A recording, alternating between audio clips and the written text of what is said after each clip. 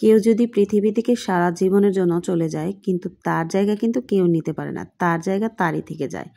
আর তার যত কাজ কর্ম যাই করার চেষ্টা করুক না কেন কোনোটাই সুন্দর হয় না, তাই না? তার একটা অবদান থেকেই যায়। হ্যালো এভরিওয়ান, আসসালামু আলাইকুম। কেমন আছেন সবাই? কি আমার ভাষা তো আপনারা বুঝেন নাই? সেটাই আসলেও আমি পুরোটাই আপনাদের বুঝিয়ে দিচ্ছি কি কারণে কেন এই কথা বললাম।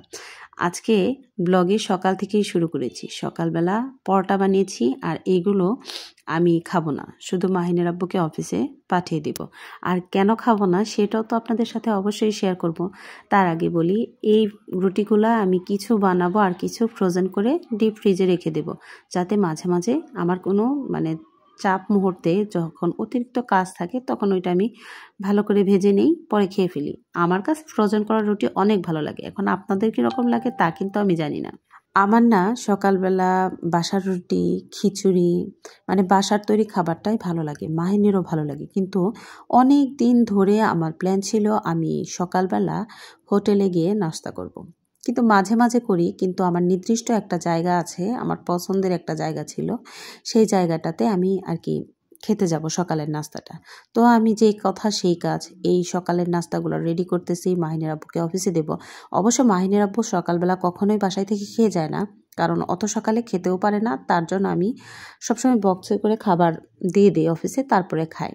তো এইখানে রুটি প্রত্যেকটাই বানানো শেষ। আমি কিন্তু প্রত্যেকটাই পরোটা বানিয়েছি, কারণ ফ্রোজেন করা রুটিগুলা পরোটাই আমার কাছে বেশি ভালো লাগে, আর এর জন্য বানিয়ে রাখলাম। আর মাহিনের আব্বুকে ফ্রোজেন করা রুটিটা দেইনি, আজকে যেহেতু বানিয়েছি আজকে পরোটাটা বানিয়ে দিয়েছি, আর সাথে ভাজি আর ডিম ভাজি ছিল সেগুলাই দিলাম। আর এইগুলা অবশিষ্ট কিছু রুটি রইলো, এগুলো রেখে দিলাম, কেননা যে বললাম সকালবেলা আমরা আজকে একটা জায়গায় যাব, অনেক ভোরে কিন্তু এই রুটিগুলা বানিয়েছি। তো যাই হোক, এই তো দেখেন আমি একদম রেডি হয়ে নিয়েছি। সকালবেলা কিন্তু আমি ঘরের কাজ কর্ম কোনোটাই সারিনি।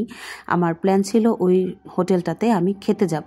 সকালবেলা হোটেলে খেতে গেলে অনেক ভোরে যাইতে হয়, ওই হোটেলটা 10টা বা 11টার দিকেই বন্ধ হয়ে যায়, এর জন্য ভোরে যাইতে হয়। অবশ্য কালিয়াকৈরের যারা এই ব্লগটা দেখতেছে তারা সবাই জানে আমি কার হোটেলে আসছি। এটা হচ্ছে গুপির হোটেল, আর এইখানে আমি এসেছি রুটি খাওয়ার জন্য। এইখানে রুটি পরোটা আমি একটা সময় প্রচুর খাইতাম, যখন আমি কলেজে যাইতাম এখান থেকে সকালের নাস্তাটা বেশিরভাগ করে যাই। সকালের এই খাবারগুলা অনেক সুস্বাদু ছিল। তো যখন আমি এই রুটিটা মুখে দিলাম, পরোটাটা কড়া করে ভাজতে বলছি, আমি যেভাবে খাই সেভাবেই বলেছি। আর মাহিনকে অনেক প্রশংসা করেছি, চলো গুপির হোটেলের পরোটাটা খাবো। রুটিটা যখন আমি মুখে দিলাম তখন সেই আগের মতো মজার যে একটা ভাব সেটা ছিল না। তখন আমি জিজ্ঞেস করলাম, এটা কি সত্যি গুপির হোটেল?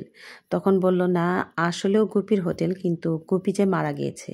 তো গুপি আঙ্কেল যে মারা গেছে আমি জানতাম না, শুনে খুব খারাপ লাগলো। আর অবশ্যই আপনার প্রশ্নের উত্তরটা পেয়ে গিয়েছেন, যে চলে যায় তার হাতের রান্না কখনো ফিরে আসে না, তার কাজও কখনো ফিরে আসে না। তারপর আমি বাসায় চলে আসলাম। তারপরে আমরা দুপুরে রান্না করেছি ইলিশ মাছ, শাক, সবজি, ভাজি, ভর্তা, এগুলো সব আমরা বেলকুনিতে আর কি রান্নাঘরে বসে খাচ্ছি আজকে, তাই না? রান্নাঘরে বসে খেতে অনেক ভালো লাগে, কেন জানেন? এই টাইমটাতে রোদ ছিল, এই কারণে। আজকের ব্লগে পর্যন্ত, টাটা বাই বাই, আল্লাহ হাফেজ।